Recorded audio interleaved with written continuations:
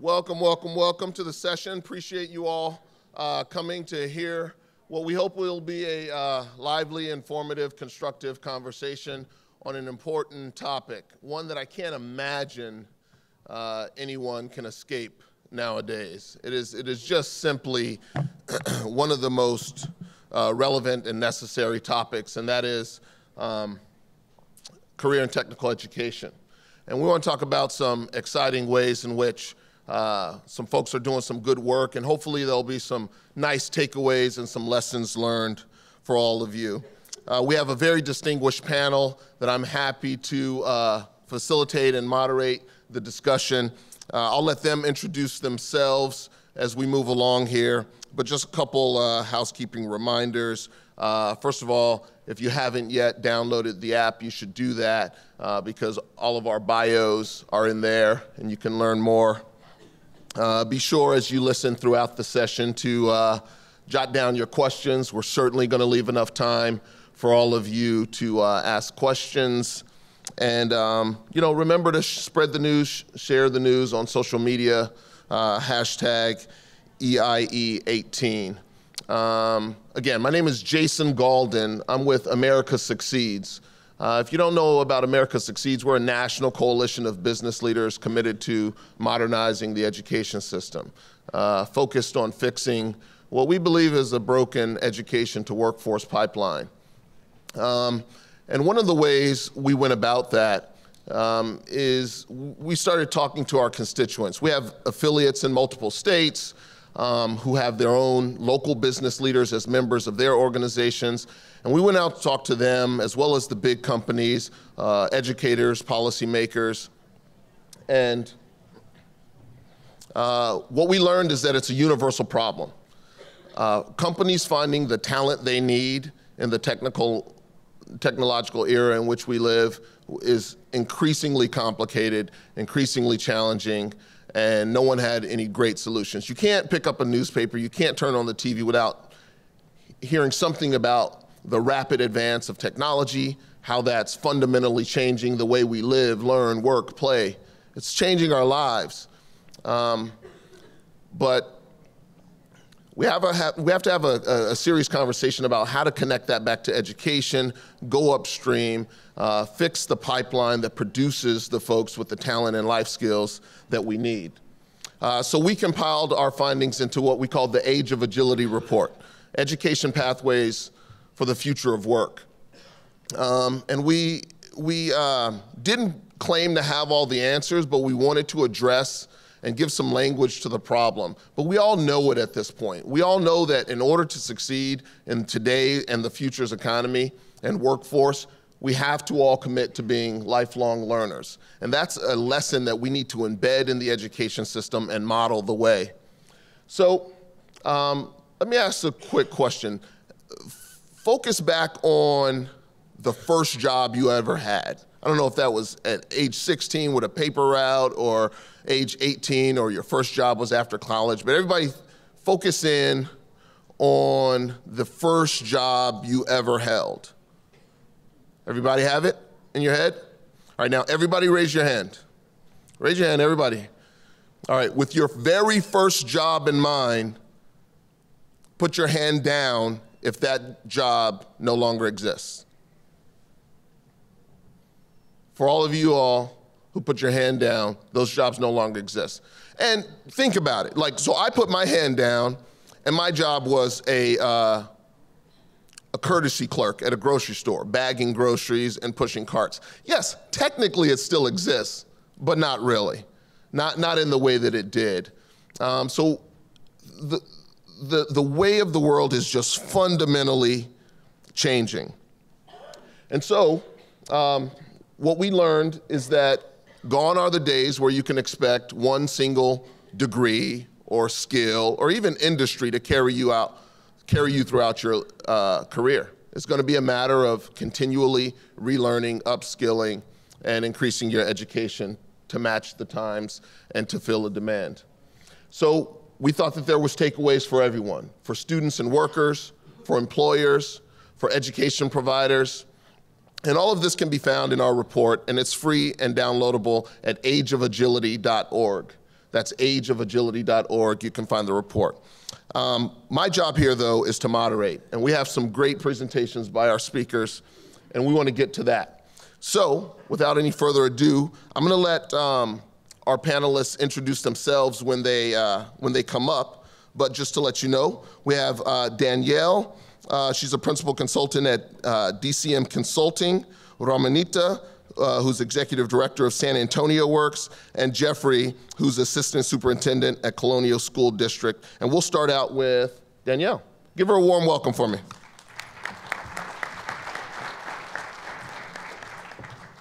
Well, good morning, guys. Before I jump into my presentation, just very quickly, just for some background, prior to doing what I do now, I served for a number of years as the Assistant Commissioner for College, Career, and Technical Education for the state of Tennessee and the Department of Ed. Prior to that, served as a Chief Education Strategist for 2 mayors in Nashville-Davidson County. So I've spent a number of years in the education arena, K-12, but also before I went into the public sector, I served probably about 10 years with Vanderbilt University. And actually, to be honest with you, that's where I thought my career was going to take, which was in higher education administration. But public service called to me, and I've loved it ever since. So I'm very honored and pleased to be with you guys today.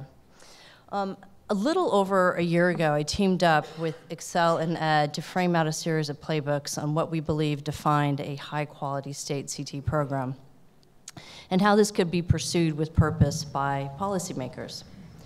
Given the passage of Perkins 5 over the summer and the work now faced in states and the crafting of meaningful state plans, we believe these playbooks actually take on even greater importance for our state policymakers. 3 have been released, and you can see these here on this slide, and you can find them on Excel's website. And 2 are going to be published in the near future. Hold on a little bit. Our reasons for wanting to undertake this series all lead back to our young people, our next generation, and a fundamental belief that if we want to truly provide them with the learning and skills to drive better life outcomes, then we need to support state policymakers in the understanding and the reimagining of CTE as an essential component in achieving that. I'm often drawn to this exchange between Alice and the Cheshire Cat, and though it's a simple exchange, it's packed with the deep symbolism that is, when placed in the context of education, helps kind of fill out the role of what education means and can be for the development of each generation's learners. For me, this is our why.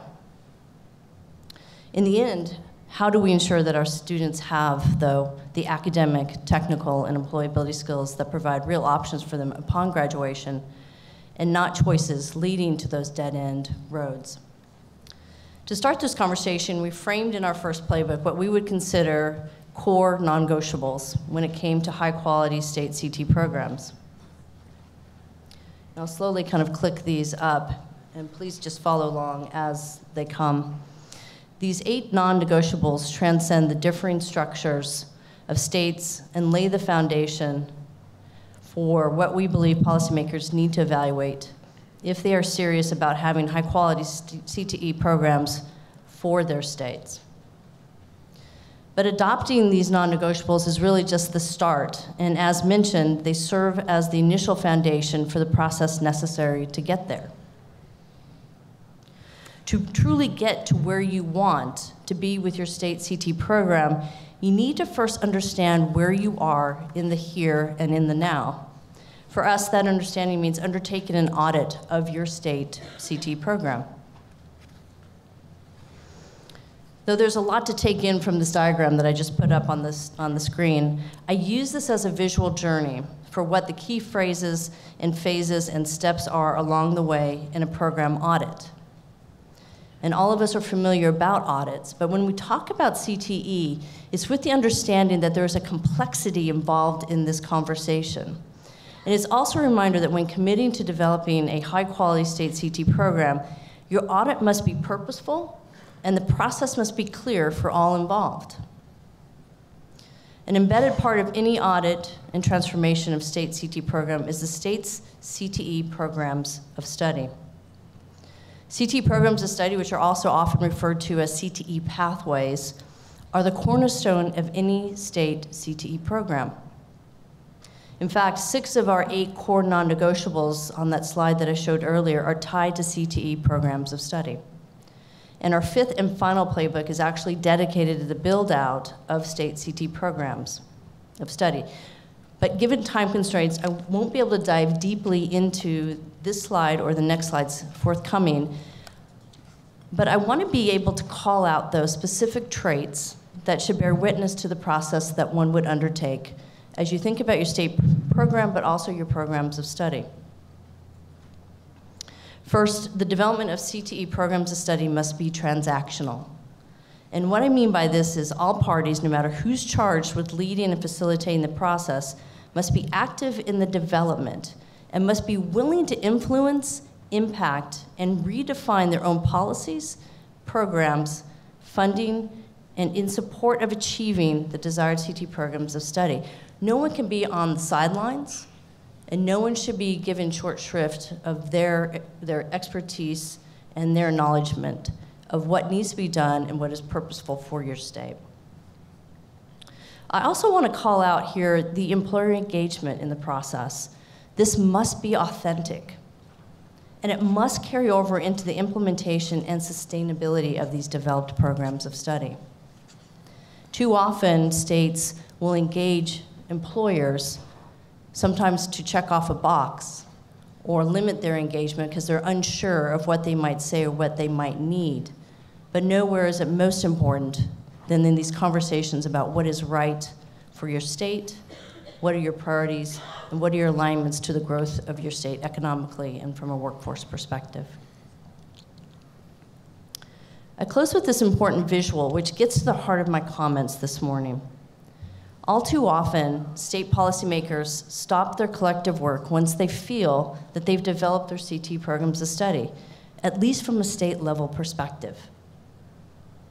The expectation at this point is that the intended recipients of the work, our local school districts, our educators, employers, and other stakeholders, will take up the finished work and begin implementing CTE programs of study with full fidelity.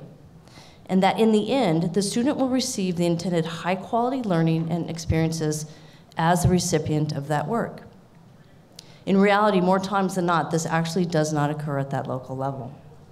Rather, you have varying degrees of buy-in, understanding, investment, and implementation, all of which essentially neutralizes the overall process nearly immediately upon its dissemination by the state. Ultimately, if the process alignments are to function with fidelity to one another, then there must be a shared and equal attention given not only to the vertical alignment of state systems and policies, programming, and funding, but also the horizontal alignment of actual program implementation at that local level, leading ultimately to the students who actually do possess the academic, technical, and employability skills intended by the state, desired by employers, and needed for students to truly have life options. I'll stop here. I'm going to turn it back over to Jason and the rest of the committee, but thank you very much for being here.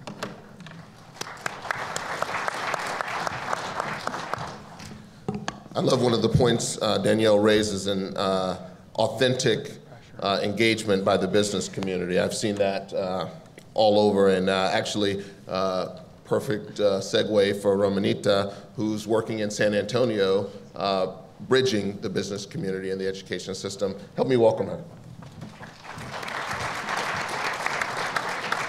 Thank you, and good morning.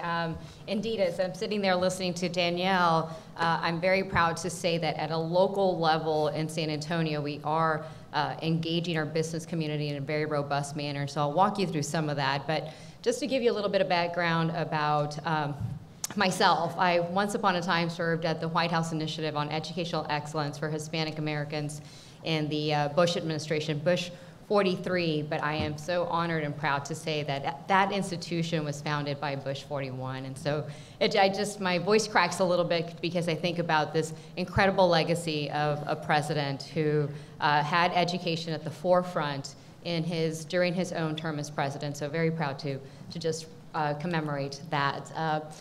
Since then, moved back to San Antonio, my hometown, and proud to see how invigorated the business community was in ensuring that educational attainment was at the forefront of everything that they did. So much so that our local leadership decided that this program, SA Works, which initially started as purely an experiential learning program that would complement what we thought was missing within our school systems in San Antonio, and that was work-based learning opportunities for youth. It was incubated at the San Antonio Chamber of Commerce, but then our business community and our leadership decided this is something that we need to scale, and this makes so much sense that beyond it being work-based learning opportunities for youth, this is about economic development for San Antonio. And so we were then transitioned, and now we are the workforce development arm under our San Antonio Economic Development Foundation. And so that is, in essence, really critical because the Economic Development Foundation is the institution in San Antonio that is responsible for recruiting companies to San Antonio, but also ensuring that we're retaining and expanding our companies. We have Toyota Motor Manufacturing. All the Tundras across North America are only built in San Antonio. We need to make sure that Toyota stays and Toyota grows. So it's really critical to us from an economic development perspective when we look at the target industries that we have identified in San Antonio as key to us, advanced manufacturing being one of them. We also have food manufacturing as a very robust industry within San Antonio, new energy, IT, cybersecurity, bioscience, and financial services. The reality is that for us to be competitive, we have to have the talent. And every time we are sitting there in a pitch to a company, the company really doesn't, they care about what does our workforce look like today, but they care a lot more about what does your workforce look like 15, 20, and 25 years from now if I am going to relocate and expand and open up. So they want to know what's going on in our educational system. And by the way, we have 17 school districts in San Antonio, so it just makes it a little bit more interesting to ensure that they're all in alignment and that they're all high-performing school districts. So within SA Works, my organization, we conducted a very basic jobs report. And we focused, granted, we have the Texas Workforce Commission, and we could really look to some of the data, but we wanted to keep it very local. So we did our own jobs report, and we looked at the job postings for the past 6 to 9 months, real time, real local postings from our local employers. And we broke them down by educational levels. We broke them down by essential skills, by technical skills. We wanted it to be so simple yet granular that our school districts could take that and back map that and relay that to our students. And particularly, I would say, in both the healthcare and the manufacturing sector, what most of you would not be a surprise to you, but there's a lot of opportunity in economic mobility and high-paying jobs without the need of having a 4-year degree. So we also wanted to bring that relevancy that college may not be a possibility for all, but that there are high-paying jobs that will still require a post-secondary certification or degree of some kind, and wanting it to make it possible and very clear for students and their parents to understand where are they, what industries, and what does it take for me to get there. And so we've been circulating this jobs report that's also being utilized by our community college to really pivot some of their own programs and certifications to better align them to industry. These are our 3 guiding principles. We can only have a robust talent development strategy in San Antonio for our community if we are growing our own talent, so we really have to focus on K-12. If we are looking at our adult workforce and ensuring that there are upskilling or reskilling opportunities there for them as well. And of course, whether we like it or not, we may need to recruit talent that's hard to find locally, but we also have to pay attention to what we're doing as an ecosystem for our city to also retain talent that is hard to find. For the purposes of this presentation, I'm going to focus mostly on our K-12. What are we doing to grow our workforce in San Antonio, and particularly in alignment with our CTE programs? So I would say our best friends in my organization and with my staff are our CTE directors across all of our, again, 17 school districts. We know them by name. We are on speed dial because we have to get their buy-in, and it has been very easy we have come to them and we have presented to them experiential learning opportunities that vary within the spectrum of job shadowing to paid internships for their students, and then teacher externships for their teachers. And so we're bringing the private sector to them because we know that you all are busy educating, and it's our role. We sit within the Economic Development Foundation, so we have access to all of these private sector companies, and we are out there pounding the pavement and saying, you have to provide these opportunities so that you can, this should be seen as your own talent development strategy. So I'm proud to say, on our Job Shadow Day this past February, we had nearly 4,000 students in one day doing job shadows across all of our 17 school districts. So that goes to show you some of the buy-in that we've gotten. We work with them way ahead of time to talk about transportation, because they're going to provide the transportation. If they have some financial needs, we will work with them on that to ensure they're going to have the substitutes. And then we get the business community engaged. And we teach our business community what a meaningful day of job shadowing looks like in their corporations. And that has then led to an opportunity to have our private sector really value our youth across San Antonio and see how interested they are in wanting to have more participation within their industry or even just learn more about it. Then we have teacher externships. So this is in the summer. The Texas Workforce Commission issues out a grant that is secured through our local Workforce Investment Board, and we take math, science, and CTE teachers, and in a very similar format, we take them into the industry, into the private sector, and specifically are relaying to them how math and science is being applied in the workplace, so that they can take this real and relevant learnings into the classroom. We partner with our higher ed institutions so that we can do a pre and post survey of the learnings, and then they're asked to do project-based lesson plans that they can share out. And they are also given access to NEPRIS, which is an online tool that can help facilitate that industry engagement without maybe being as intrusive with industry in their workplace. And so we are now hearing from our higher ed institutions that they'd like to have some of their own college professors engage in this private sector externship program. This is our paid internship program. We have been growing it year over year. I like to keep my employer numbers up there because I think it is really critical. Return of employers that come back to participate. That is, for me, just speaks not only to the fact that we are, we're making it easy for them to engage, and I think that's incumbent upon us to make it easy for industry to know how to plug in, but that they're also seeing the real value of these youth who are engaging with them.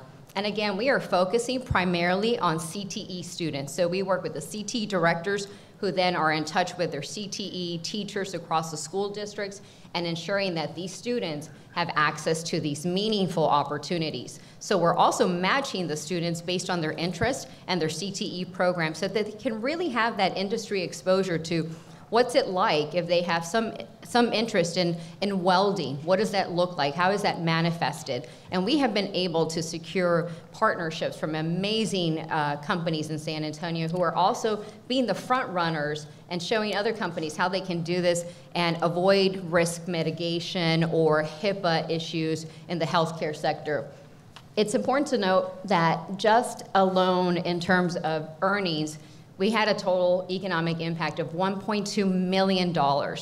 We are asking our employers to pay well above the minimum wage, and so they're typically earning $9.50 an hour, and this is important. We have a lot of youth in poverty living in San Antonio where it's not just a nice to do to have an internship, it's a requirement, it's an expectation by their family members that they're gonna contribute something to the household during the summer, and so I wanted to make a note of that.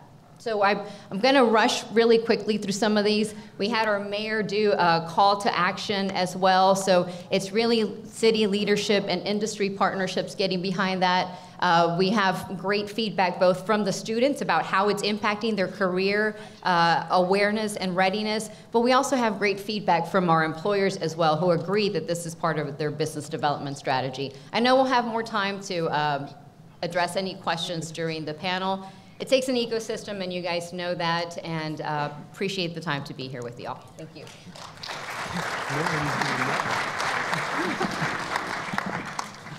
Yeah, I love Romanita, I love the way you talked about the pathways in terms of, be it a degree track or a certification track, the point is providing students and aspiring workers with opportunity, exposure, access to the possibilities out there.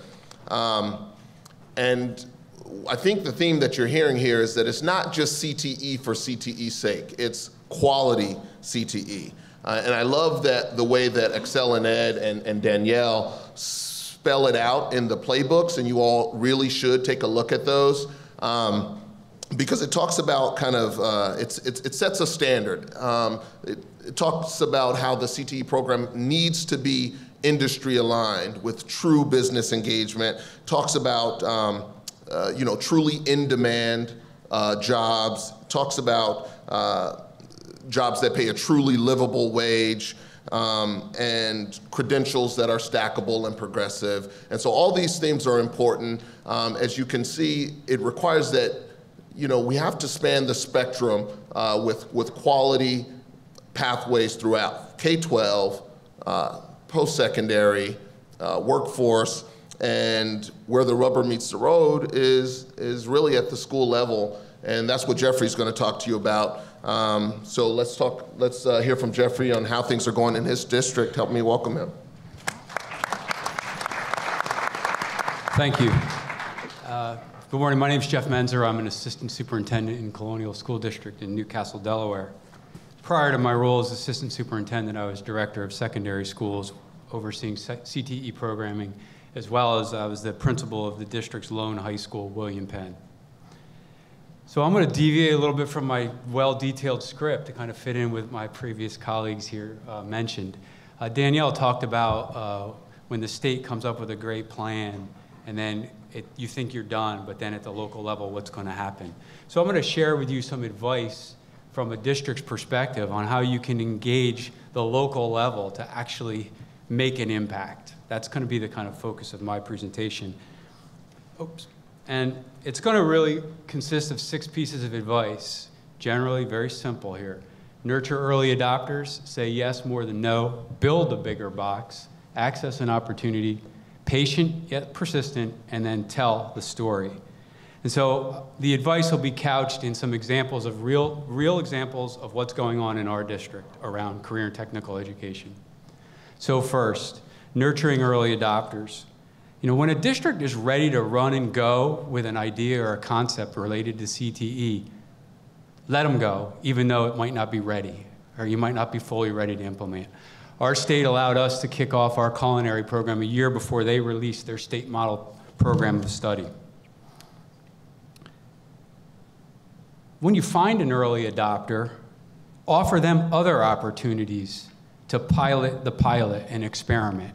Because when they start experimenting, you get to watch and learn from what they run into, because then you're going to have to translate that into statewide changes. And another example of that here is the state came to us and asked us if we wanted to pilot the manufacturing program of study that was aligned with Delaware Technical and Community College a year before they were going to pilot it with the rest of the state. The other way you can nurture early adopters is, as they go through this, help them, give them support. For example, we changed all our high school programs, and so the old middle school CTE programs were really not meeting the need. So they encouraged and allowed us to rewrite CTE programs in the middle school that were really not in the state catalog for other school districts to approve. So this one's a good one here. Say yes more than no, right? No is easy. I've been around long enough. You say no, it's done, it's over. You don't have to do anything. You just move on. It's easy to monitor. It keeps everybody on the same page. It's great for compliance. But it's our experience that it's really not actually great for kids. So when you say yes, during all the various approval processes that your state may have and you're talking to a district, what can happen is great things beyond the walls of the classroom. And I'll give you this great example here. In 2011, the Delaware DOE approved our efforts to lease farmland, buy a tractor, and farm equipment, despite the fact that we're an urban high school. See, this yes has led to incredible experiences since that moment in time. And most recently, the students were able to raise turkeys from hatchlings all the way to processing for Thanksgiving dinner. Wow. And you can see on here a photo of the Delaware State Mobile Processing Lab that came to William Penn to demonstrate for our students and staff how turkeys get to the dinner table. A once-in-a-lifetime learning experience because of a yes. Another benefit of saying yes is that I'm sorry, not a benefit, but something you have to understand when you have these benefits, that it's going to look different everywhere. Not every child's experience is going to look the same. For example, our digital media students were able to present, or actually film and produce a TEDx Wilmington. Our construction students actually have the ability to work with local craftsmen in an artisan's workshop in the city of Old Newcastle in a workshop called Penn Place. William Penn High School, Penn Place. And what's a little added side note to that, the room that they sell their stuff in is allegedly where William Penn slept the first time he visited the city of Old Newcastle. So like, awesome. These kids are super excited about that. Next, support innovation by building a bigger box. Don't just think outside the box, commit to build the bigger box. And when I say that, what does this look like? Take the William Penn Allied Health Program. In 2011, it didn't exist. We didn't know what it was, but the market and the community said they wanted it. Kids wanted to get into healthcare. So the Delaware DOE partnered with us through the original approval of a med lab program. And then now we've just submitted and completed an approval of a locally adopted program of study for healthcare technician, and from which our students exit phlebotomy and EKG certified, which means they had to sit for the phlebotomy certification exam. They had to do 30 successful live draws before they sat for that exam. They do it during the day. You sign up for the class, you agree to give blood twice, and anybody walking down the hallway, you rest assured, they're practicing their sticks on you. When I bring visitors, if you want to come by and check it out, get ready to roll up your sleeve because they do it. That is what I mean by building a bigger box. And the lessons we learned from that are powerful. So I got to blow through this fast. Relevance. Help make things relevant. Bring the real world to them or create the real world for students. These are some examples of our real world businesses that we have that operate as fully functioning businesses at our high school. And once we did that in the building, we took it outside. We now partner with the Newcastle County the Newcastle County Summer Youth Program to hire our kids to run their business during the summer, where they get paid 25 hours minimum wage for 10 weeks. Access and opportunity. This is a big one. You have to think differently about what's in front of you and how you prepare students for the real world. This is the best I can say is this is a picture. McCullough Middle School sits in the shadow of the Delaware Memorial Bridge, our highest poverty school. It's a STEAM-themed middle school. What better source of engineering than the Delaware Memorial Bridge? We went over, asked the Delaware River Bay Authority, hey, what access can you give our kids to the bridge, and what opportunity can you do to teach our students about engineering? Well, every year, last 2 years running, those are kids underneath the Delaware Memorial Bridge.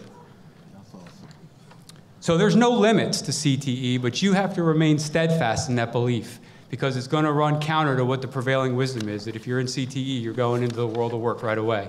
That's not necessarily what happens.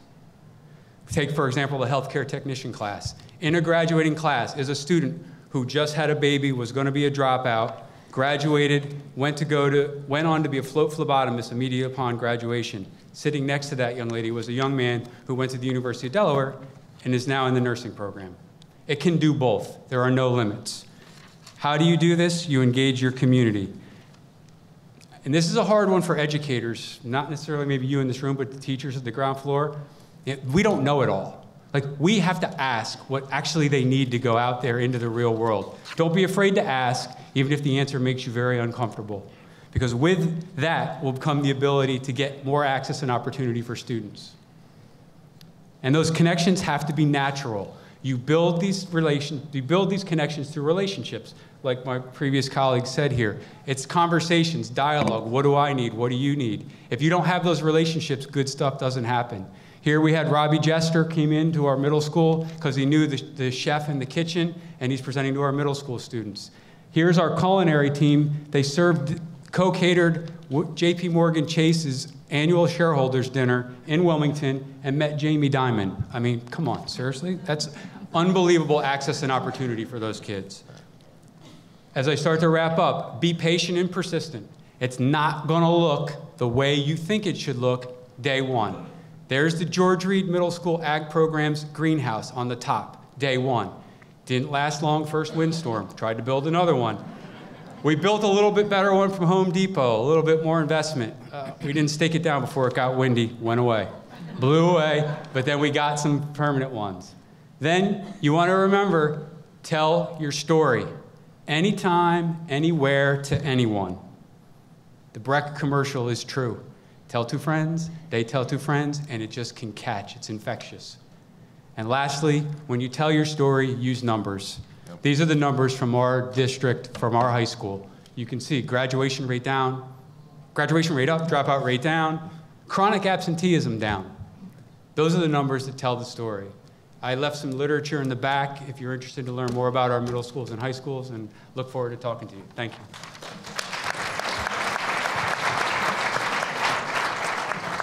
Like I said, where the rubber meets the road. Jeffrey, that was fantastic. That's exciting.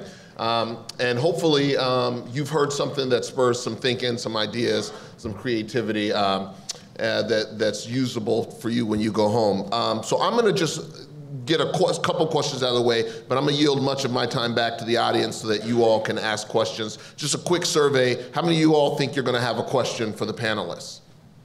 Okay, we got a few. All right, so I'll hurry up so that we can hurry up and get to you all. Here's one critical question that I'd love to get each of you to respond to.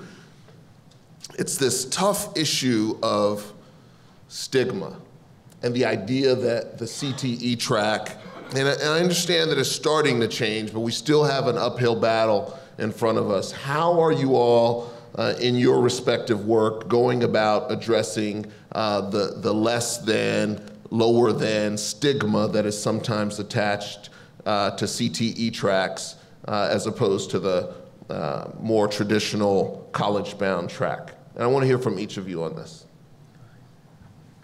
Jump in. I think for us, employers are doing it for us, so it's even better. Because employers, based on our diverse industry sectors, have different workforce needs with individuals with different educational levels. And so we have Toyota, again, who tells our four-year institutions all the time, I don't need four-year college engineers. I really don't. I need technicians. I need AMTs. I need advanced manufacturing technicians, and I want those coming out of your CTE programs, and they can go quickly into our community college and go into an AMT program that Toyota has essentially co-developed with our community college. So in that case, I think it's the private sector really having a very loud and clear voice and saying CTE matters, and this is where and why. Has been really critical within San Antonio. And so I would say have your industries that are represented locally do some of that work with you and for you. I would say one of the best ways to do it is to integrate with CTE. For example, it can't stand alone. Allied Health sits with Health and PE. They teach classes together. Our science classes, they teach anatomy. They teach paramedical biology. The CTE teachers teach the healthcare technician, but Allied Health is more than just one thing. It's all-encompassing. So when you're building these programs out, integrate as much as you can. Chemistry with culinary, that's another big one, or music and digital media and engineering. They can be blended, and when you start integrating, people don't see it as shop or they don't see it as a technical skill. They just see it as something really awesome that their child is doing, and oh, they're interested in this. And if they come out with a certificate or a skill to do when they graduate, that's what a parent wants. They want their child to be able to do something when they go to the next level, whether it's go to college or work. And so we don't talk about it as CTE. It's just what we do. It's a program of study. It's preparing a kid for the next level. It's changing the way you talk about it, more importantly. I mean, just very, very quickly to play off of just from a state's perspective, and particularly for policymakers. I mean, I think everything that was just shared is spot on from that regional, from that local level. But there are other things that at a state level, one really should be focusing on. So if you were to undertake that overhaul of your CT program, you're looking at where you are, where do you want to be? that there are indicators that can be used both in terms of how you plan this out, but also with your execution. These are just a few of these things. First is that going back to that vertical of secondary to post-secondary to career opportunities. If it is not aligned, then that's your first tip that something is wrong, right? One of the things I used to say to my staff all the time, and there are a few of them who are here today, is that if you do your work well and you do your homework and you look at your data and you have your conversations, then what you create stands on its own. And that is a very strong message for stakeholders who have a vision of vocational that is not what it is today.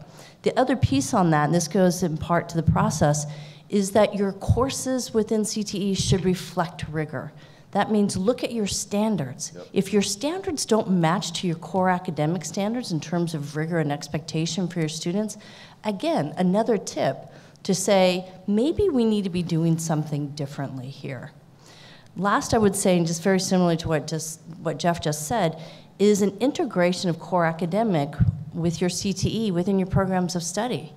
If all things are equal in terms of the learning and the expectations of your students, then the learning experiences, the content, the way in which they learn should be of par across all things. So don't create two different systems of courses, one that's academic core and one that's CTE. Horrible message to send. Get rid of your CTE, go with your core academic. So there are things, like I say, things and ways in which to reinforce that message that are pretty black and white. Excellent. And I'm going to get to the audience questions. Just one more. I don't want to miss the opportunity since there are so many legislators in the room and influencers and folks really hungry for solutions and creative ideas. And some of you may have just said some of this, but my question to each panelist before we open it up to the audience is, what's a nugget for lawmakers in the House that you think is pertinent to the way they think about it, or an effort, or an example of a policy, or an example of a program that needs to be scaled, or something like that? I want you to take this opportunity to give a nugget of knowledge to folks who are going to create the conditions in our schools. I think from a quick perspective in Texas, and I'd like to call out Quentin, who is here in the back of the room, because I think he was instrumental in this. At the state level, CTE had sent out surveys to industry and really mobilizing chambers of commerce and others to give their opinion on certifications that should rise to that level of prioritization for the CTE programs. And so I think that is a good best practice, because then it gives you, from a programmatic perspective, the legislative backup to pivot some of your programs that may be popular with the kids or the parents, but that aren't necessarily going to provide that economic mobility for the students in the future. And so I think that in Texas was great, and then it got industry to really start thinking about, well, true, what kind of programs, what sort of certifications, and then how can I be involved? Can I give of equipment, or can I give of my expertise? So I think that type of outreach to the business community to help validate some of the certifications was really critical. I think my key advice would be around staff hiring teachers. Be ready to change the rules of what your certification is of your teachers. The teachers that built that healthcare technician program, they were on an emergency certification, and they were due to be fired because they weren't certified in the state of Delaware. And that was a 2-year battle. And it wasn't DOE, and it wasn't the legislators, but it's the Professional Standards Board. There are so many layers to education, and each one of them has idiosyncratic rules that they work against each other when you start doing this kind of stuff at a rapid pace. So when you hear weird questions about that, they're probably not making it up. It's actually real. Like, those teachers were a breath away from losing their job because our HR office said they're not certified.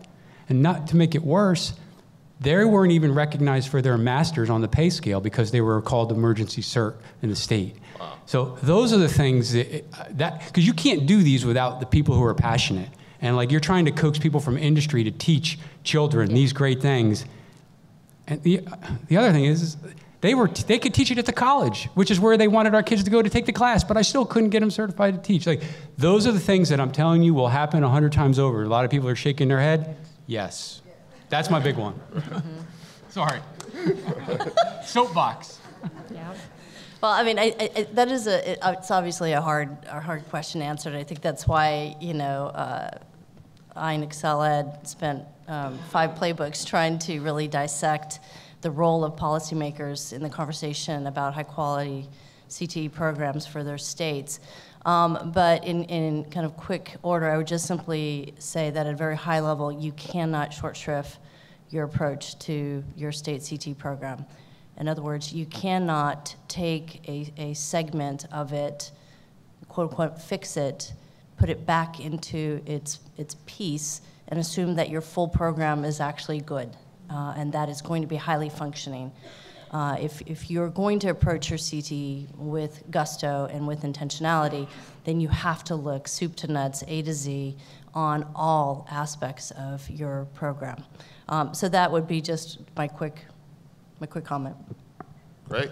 I want to make sure we have plenty of time for audience questions, so raise your hand. Someone will come to you with a microphone. Please give your name, your organization, and get straight to the question without the dissertation.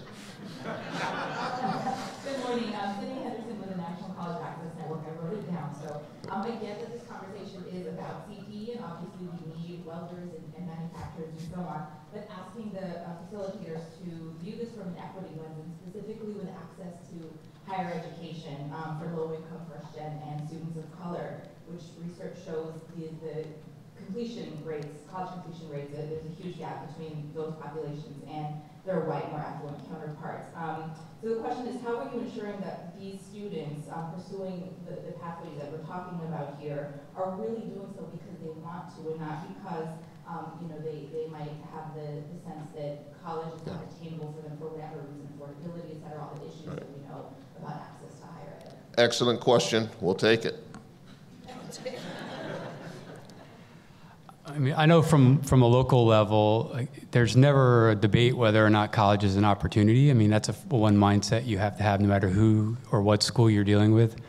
But a lot of the partnerships that we have when we work with our higher ed groups, you do have to make some tough decisions to target populations that have typically been excluded or not given the access. So you have to target the Hispanic populations, the African American population, the low-income communities, and you do have to put a heavy investment of resources in those. And a lot of the higher ed programs have community outreach groups that want to get involved with those families and those communities. Open your doors to them. Allow them to come in and work with them, as they have a lot more of the resources on the outside to get the access to some of the things at the secondary level. But then what that does is it tells your staff in a not so subtle way, this is important, versus kind of taking a blind eye to it and assuming that everybody's going to get the fair shake. The important context there being, again, it's not a less than, it's not a lower quality education. It is aligned to excellence, right, just like the college-bound track. Yes. Audience question. Got it? Good morning. My name is Gwen Samuel. I'm the founder of the Connecticut Parents Union, so I work with families to help us think about economic mobility, future workforce. With that being said, I'm in Connecticut, where companies are leaving, right, at a fast pace. And yet, when budget cuts come, they cut summer employment, so there's not an emphasis on the value of work, from my perspective. So what could we, as parent leaders, as parents, as community leaders, be saying to our lawmakers to get them to rethink, right? Because we have a very strong status quo which focuses on just traditional, and I'm afraid that we're not thinking about our future workforce. We're thinking in the now versus the future.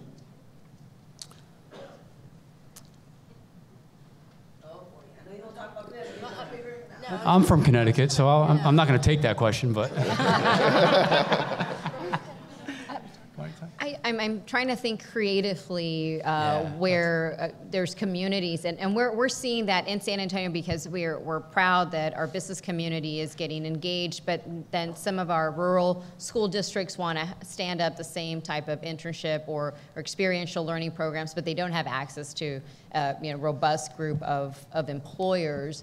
I think even starting within the school districts, and that has been something that we have been challenging our own school districts to say, you're open year-round in the summer, provide some of those work-based learning opportunities where you can internally as well, because you're also an employer, and then challenge some of your vendors. Most school districts have a ton of vendors that are selling all sorts of things and services to you. Challenge some of them to step up, but I would say partner in particular. Partner with your chambers of commerce, partner with your local workforce investment boards as well, where there's funding to potentially offset any cost to the employer. So based on a student's socioeconomic status, the workforce investment board may be able to offset the salary of that young person, and now it's just a matter of that company opening the doors in terms of an opportunity. But creative partnerships, I think, are really important, and driving that ROI message as to why these are important. This is really about cultivating the future workforce. So your companies are going to continue to leave if you don't cultivate that workforce today. Danielle, yeah, and then Jeffrey. I was just going to say just two things, because obviously that's a lot to unpack, and we certainly won't answer it in 30 seconds. But I will share two areas that you could look more deeply in that are actually taking place. And one is your neighboring area, your neighboring state, Rhode Island, is that over the past year and a half, there's been a collective pursuit of focusing literally on everything that you just said, the diminishing of employers in Rhode Island. How do we respond to that in Rhode Island? What does that mean for our systems? How do we communicate to our parents? And so you may just want to kind of take a gander, and I'd be happy to assist you in contacting the right people. And the other one I would say too is, in Tennessee, there is a regional effort. It's called the Highlands effort, and Lillian is in the back. Hartgrove, yeah, she's hating me right now because I just called her out. But one of the things that I want to just say very quickly about the Highlands Initiative, which is a regional initiative in Tennessee, that they put a very strong emphasis on parental information engagement and really breaking down how to think about future for their children and what post-secondary meant versus a 4-year. And there were just some amazing things that they pulled off, that they were very creative in the way in which they approached and met parents, where the parents literally were at working. And so I just want to encourage it. And if you want to know, I will be more than happy to pass Lillian's contact information along to you. Jeffrey, real quick. So what I would say is the local Chamber of Commerce's or the State Chamber of Commerce, bring those gentlemen and ladies on board. Start telling your story to them. They have a vested interest in you being successful. They carry a lot of weight. When they come to the table in our district, we were the hardest hit in the recession recently. We had the highest foreclosure rate in the state. And when those guys came to the table to talk about what they saw as problems and saw what we were dealing with, they were the ones who knocked down the doors for us to get into places. So the local chambers and the state chamber would be where I would look. And I'll just add super quickly that what a unique voice that you have, having galvanized parents on the issue. So I think that walking in the door, you have some leverage and attention there that you can use to your power. All right, let's talk offline. Let's get to some more questions. We got one up here in the middle, and then I'm going here.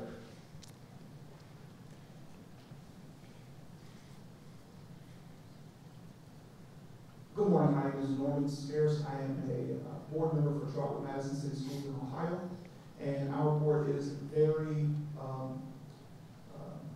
dead set on cultivating a CTE program. Okay. In our community, we have a CTE school that serves the surrounding districts, so we're trying not to recreate what they're already doing, but also developing things that they're not offering, and just kind of wanted to know what should be our board's first step. Funding, we have said we'll fund whatever particular ideas that are set out there, but for us it's also about changing the culture for our district, so we just want to know what our first step should be. So you have a vocational school? Yes. Okay. All right, good question, Jeff. Take it. Do you have you have comprehensive high school as well then? Yes. So we in Colonial or in Newcastle, Delaware, we have a vocational school district that competes. They have 4 schools. So we're competing against them constantly for students, obviously. But I think a unique way to look at what your challenge would be is if that's a high school, it's specific to vocational, that it might not be able to do a middle school to high school articulation as cleanly as, say, a new, if you were to put a program in a comprehensive high school that was embedded in some some core content areas, because those vocational high schools typically have a lot of shop time that they build into their schedule.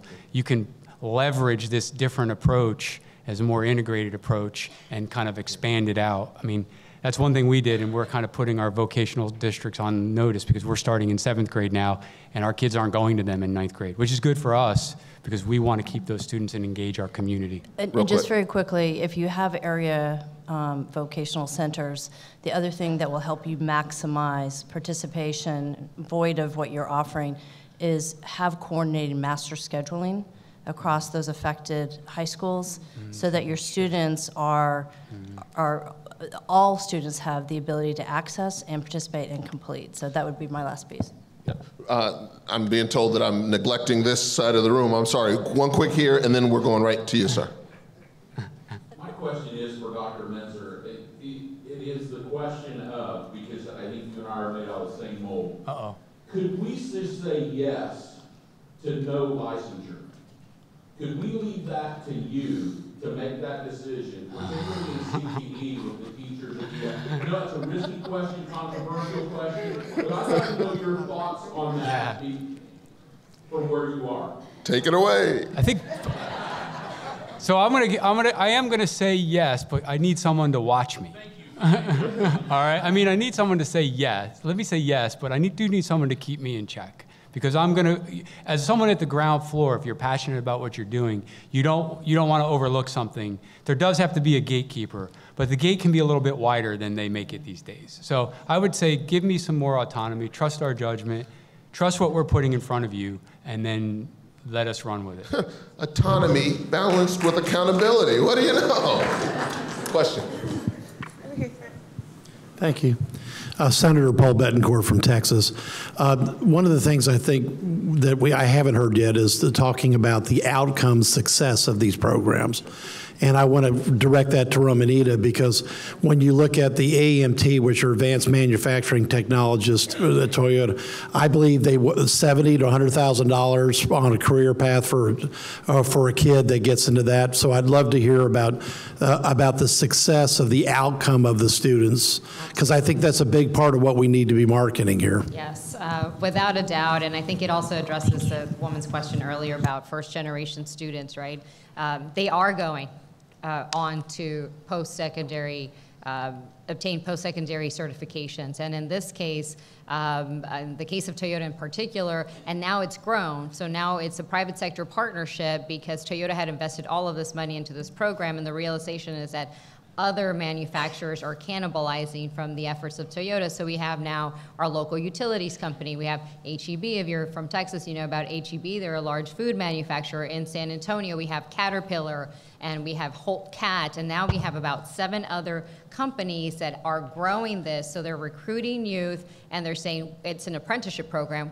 It's an earn while you learn. So you complete your CTE program in high school, and then you come on to the community college, and you're going to work with us 3 days a week, and then you're going to go to college 2 days a week. And by the time they graduate, they are debt-free, because in essence, the employer has already paid for their schooling, and they are earning, in most cases, more than their parents have actually earned. And they are now going on to jobs that are providing them healthcare, benefits, et cetera. And so we're seeing that, and now we're looking to replicate that in the IT sector as well. So standing up a very similar private sector partnership with students who can go into different certification. We have boot camp type of programs in San Antonio. I know you probably have them in your own communities where you maybe don't need to go into a 2 or 4 year degree, but they are being stood up by the private sector, and they have a lot of credibility and a lot of validation, and they're coming right back with the support of placing them directly into employment and into high wage salaries. So we're running short on time here, but Mr. Senator, let me try one on you. In Colorado, you asked about the idea of how do we measure success. How about only paying for it after the success happens? In Colorado, they passed a policy in recognizing the profound lack of pipeline into the computer sciences and certain industries. And it's a masterful policy by which they set aside a certain amount of money. Kelly Caulfield with Colorado Succeeds will give you more details, but it incentivizes, it's like a pay for success model. It incentivizes the districts to produce more of these students. So in the case of computer science, if a kid passes AP computer science, only then will that school, not the district, the school get $1,000 in addition per student who passes the advanced class. So it's a pay for success model where you only pay the school for doing what they're supposed to do. But it incentivizes it in a really profound way, and it's something I would love for you to talk to Kelly Caulfield about. And so just a super quick 10-second wrap up from each of our panelists. Any final parting shots? I'd say get your private sector engaged. We were able to really provide the cover specifically to one school district that was going to transition a lot of their CTE programs to higher quality and doing away with a fashion design and cosmetology. And they said, we need you, we need industry as cover, and we provided it. Amen. Just an open invite, if you ever want to come check out what we're doing in Colonial School District. We've given tours to educators from Saudi Arabia to Wisconsin, so doors are always open. And just lastly, if ExcelinEd can be of assistance for state policymakers as you think through career and technical education at that state level and how that bleeds down into the local level, please do reach out to ExcelinEd. We'd be very happy to assist. Thanks. Thank you all for joining us for this session. We appreciate it.